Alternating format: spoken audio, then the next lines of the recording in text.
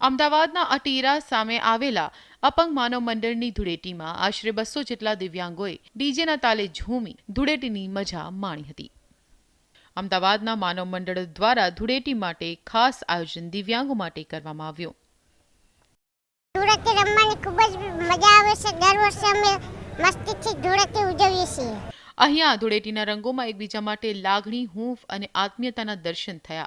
નાત, જાત અને ધર્મના ભેદભાવ ભૂલીને સૌ કોઈના દિલ ધૂળેટીના મેઘધનુષી રંગોથી રંગાઈ ગયા.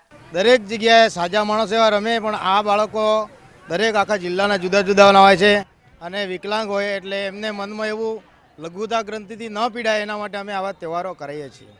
હું લગભગ 25-26 વર્ષનો થયો ત્યાં સુધી હું ક્યાંય ધૂળેટી રમતો નહોતો, પણ અપંગ માનવ મંડળમાં આવ્યા પછી જે આ ધૂળેટી અમે રમવાનું શરૂ કર્યું છે તો હું એવું કહું છું કે લોકો સ્વર્ગની કલ્પના કરતા હશે, પણ હું એમ કહું છું કે સ્વર્ગ અહીંયા જ છે.